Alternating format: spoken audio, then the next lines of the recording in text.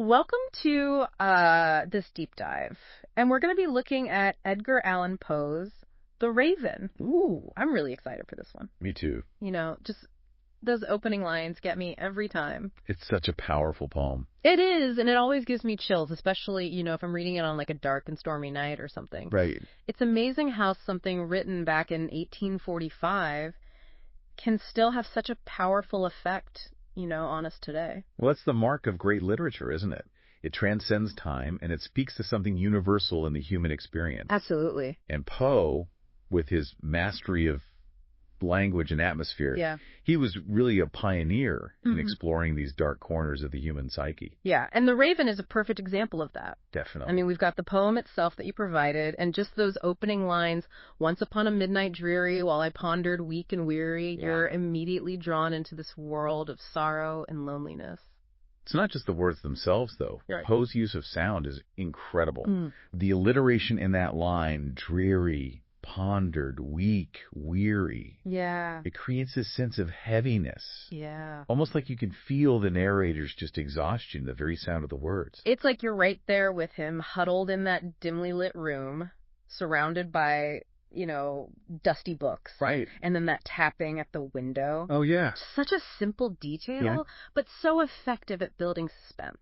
And the way Poe uses that tapping to transition from the internal world of the narrator's thoughts to the external world of the events of the poem is just masterful. Yeah. It's like a crack in the wall of his solitude. Right. A hint that something is about to intrude on his grief. And of course, that something turns out to be the raven. Yeah. Which is arguably one of the most iconic symbols in all of literature. I mean, absolutely. But what's really fascinating to me is that the raven itself doesn't actually do all that much. Right. It just sort of sits there and utters one word, Nevermore. Right, and that's where Poe's genius really shines through. It's not the complexity of the action, but the psychological depth that he creates with such a minimal setup. Yeah. That single word, Nevermore, repeated over and over, it becomes a kind of drumbeat of despair. Yeah. It's like each Nevermore is hammering home the finality of the narrator's loss. Right. Chipping away at his sanity bit by bit. It's interesting because the narrator seems to both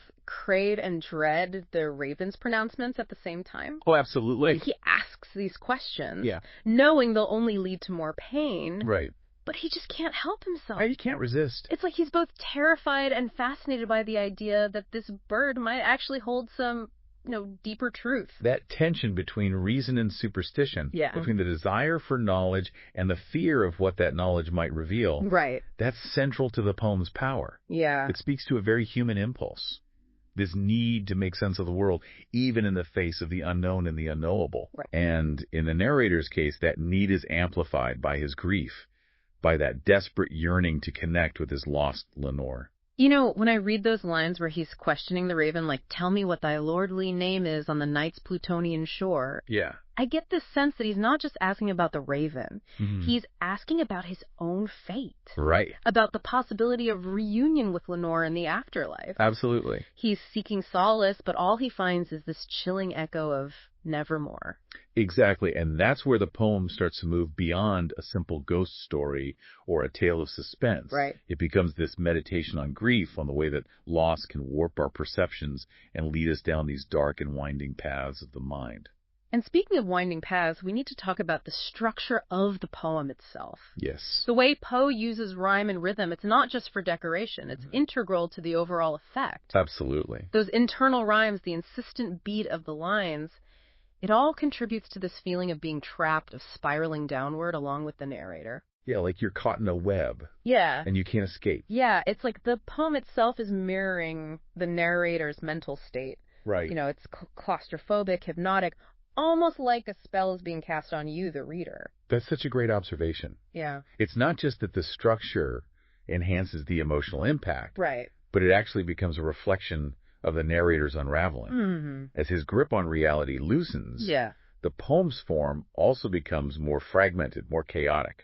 And then there are those incredible images that Poe conjures up, like, then methought the air grew denser perfumed from an unseen censer. swung by a seraphim whose footfalls tinkled on the tufted floor. Mm-hmm. It's both beautiful and unsettling at the same time. It's that blurring of the senses. Yeah. That mingling of the real and the imagined. Right. That really makes this poem so powerful. Like you start to question what's actually happening and what's taking place only in the narrator's mind. Right. Is the raven truly a supernatural being? Right. Or is it just a projection of his own guilt and despair? That's a question that has haunted readers for centuries. Yeah. And I think there's no easy answer. Yeah. But what's interesting is that Poe himself doesn't seem to be overly concerned with providing a definitive explanation. Yeah. He's more interested in exploring the psychological effects of grief and obsession, how they can just twist our perceptions and lead us to question the very nature of reality. Exactly. And, you know, that's one of the reasons why the Raven continues to resonate with readers even today. Absolutely. Because it speaks to that very human need to search for meaning even in the face of darkness and uncertainty. Right. We all experience loss grief. Yeah. Moments where we feel like we're teetering on the edge of reason. Absolutely. And the Raven, in a way, gives voice to those experiences. And it does so in such a visceral way. Right. You mentioned the poem's use of sound earlier, but we haven't even touched upon the internal rhymes, the assonance, the way Poe uses repetition to create these echoing effects that linger in your mind long after you've finished reading. Right. Like the line, deep into that darkness, peering long, I stood there wondering, fearing, doubting, dreaming dreams no mortal ever dared to dream before.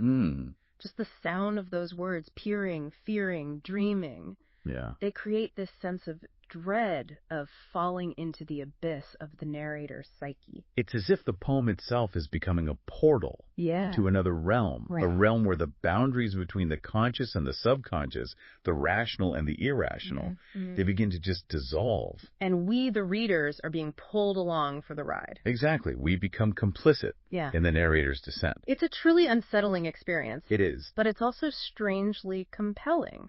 Because it forces us to confront those shadowy parts of ourselves, the parts that we often try to keep hidden. Right. It reminds us that even in our most rational moments, there's this flicker of darkness within us. This primal fear of the unknown that can so easily be stirred up.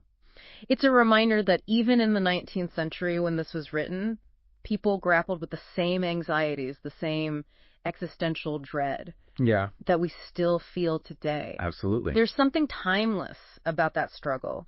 About the way that Poe gives it shape and form through the figure of the raven. Right. And the haunting pronouncements of nevermore. And that word nevermore becomes so much more than just a simple negation. Yeah. It takes on this symbolic weight. Right. Representing the finality of death. Right. The impossibility of escaping the past. Yeah. The crushing weight of despair. It's like a curse that's been placed upon the narrator. Yeah. A reminder that he'll never be free from the torment of his grief. Exactly. That's why that line near the end where he cries out, "Take thy beak from out my heart and take thy form from off my door." Yeah. It's such a powerful moment. It is. It's a moment of pure anguish. Right. A recognition that the raven isn't just an external force, but something that has become embedded within him. It's as if the raven represents the shadow self, the darker impulses that we all possess, but often try to repress. Right. And in the narrator's case, those impulses have been unleashed by his grief, his inability to let go of the past. And of course, the raven doesn't leave. No. It stays perched above the door, its shadow floating on the floor, a symbol of the narrator's eternal damnation. Right. But, you know, I find it interesting that the poem doesn't end with a complete breakdown. It leaves us with this glimmer of ambiguity, a sense that maybe there's still a part of the narrator that's fighting against that despair. Right, and that's what makes the ending so haunting. Yeah. It's not a simple case of victory or defeat. Right. It's a recognition that even in the face of overwhelming darkness, there's a part of us that continues to yearn for light, for meaning, for something beyond the realm of the tangible. Yeah. And that yearning, I think, is what ultimately gives the poem its enduring power. It speaks to that fundamental human desire to transcend our limitations, to find hope even in the most hopeless of situations. It's like even though Poe gives us no easy answers, the very act of grappling with these questions, these emotions, can be a way of processing them, of making sense of the world around us. Absolutely. And that's something that resonates with people across cultures and generations. It does, because at its core, The Raven is a poem about the human condition. It's about the fragility of the mind, the enduring power of love and loss, and the struggle to find meaning in a world that often seems devoid of it. But, we've talked a lot about the darker aspects of the poem, the themes of grief and despair. Yeah. But there's also a strange beauty to The Raven, a haunting elegance that's hard to deny. Oh, absolutely. It's in the language itself, in the way that Poe crafts these intricate patterns of sound and imagery. Right, and that's something we can't overlook. Yeah. The poem isn't just a bleak and depressing read. Right. It's also a work of art. A testament to Poe's mastery of language and his ability to create a world that is both beautiful and terrifying at the same time. And that duality, I think, is what makes it so fascinating. It does. It's like a dark jewel, something that you can admire for its craftsmanship even as it chills you to the bone. And speaking of craftsmanship, yeah, we've kind of touched upon this throughout the episode. Right. But it's worth highlighting explicitly. Poe's use of literary devices in The Raven is truly masterful. Well, absolutely. It's not just the rhyme and rhythm, right, but the way he uses alliteration as in its internal rhyme, like every tool in the poet's toolbox, to create this hypnotic, almost incantatory effect. And it's all in service of the poem's overall goal, to draw you into the narrator's world, right, to make you feel his despair as if it were your own. It's like he's casting a spell with his words. Yeah. And it's a spell that continues to work its magic on readers even today. It's amazing to think how a poem written in 1845 can still have such a powerful grip on our imaginations. And it's a testament to Poe's genius that The Raven has not only endured, but has continued to inspire countless adaptations, interpretations, and homages across different art forms. From paintings and films to music and even video games. Yeah. The Raven has seeped into our cultural consciousness, becoming a touchstone for exploring themes of darkness, obsession, and the power of the human mind. Absolutely. And that, I think, is a legacy that any artist would envy. Absolutely. The Raven is a testament to the enduring power of literature to transcend time and place to speak to us on a deeply human level, and to leave us with questions that linger long after we've turned the final page. Absolutely. Now, we've covered a lot of ground in our deep dive today, but there's still so much more to explore. Always is. And we want to leave you with a thought-provoking question to consider as you continue to delve into the mysteries of Poe's masterpiece. So we've talked about the Raven as this, ominous presence, the symbol of the narrator's despair. But as you go through the poem, doesn't the Raven itself seem to kind of evolve?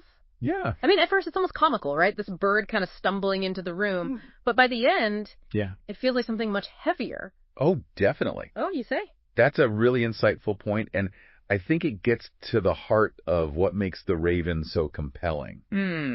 Because the Raven, in a sense, is a blank slate. Onto which the narrator projects his own fears and desires. Okay. As his mental state deteriorates. The Raven takes on this more sinister aspect. Right. Becomes a manifestation of his inner turmoil. So it's almost like instead of the Raven driving him mad, his own descent is what transforms the Raven. Precisely. It's a chicken or the egg scenario, isn't it? Which came first? Darkness within or the dark symbol? Right. Poe leaves that deliberately ambiguous. Right. But I think for the listener, for us, it raises a really interesting question. How much of what we perceive as real is actually shaped by our own internal state? That's deep.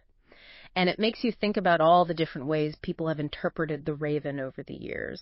Right. I mean, some people see it as a purely symbolic figure. Right, like grief or fate. Right. Others believe it's a literal demon, a harbinger of doom. And both interpretations are valid, I think. Yeah.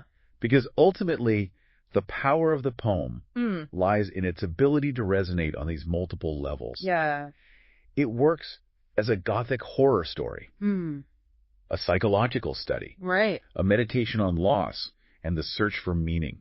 And it's that ability to speak to different people in different ways that explains its lasting legacy. Absolutely. I mean, think about all the ways the Raven has been adapted and reimagined over the years. I know, it's crazy. Everything from classic film noir adaptations to, heavy metal songs inspired by the poem. It's amazing, isn't it? Yeah. Because each adaptation brings something new to the table. Yeah. A fresh perspective on Poe's original vision. Right. And that's what keeps the work alive. Mm-hmm. It's not a static artifact. Yeah. It's a living, breathing entity that continues to evolve through the ways we engage with it. And for you, the listener, what does The Raven evoke? Do you see it as a purely symbolic work, or does it tap into something more primal, more unsettling? Whatever your interpretation, we hope this deep dive has given you some new insights into Poe's masterpiece. You know, we've only scratched the surface, really. Right. There are layers upon layers of meaning to unpack in this poem. Absolutely. But hopefully we've provided you with some food for thought, some new avenues to explore as you revisit The Raven. And as always, the journey of discovery doesn't end here. We encourage you to keep reading, keep questioning, and keep exploring the dark and fascinating world of Edgar Allan Poe. Thanks for joining us on this deep dive.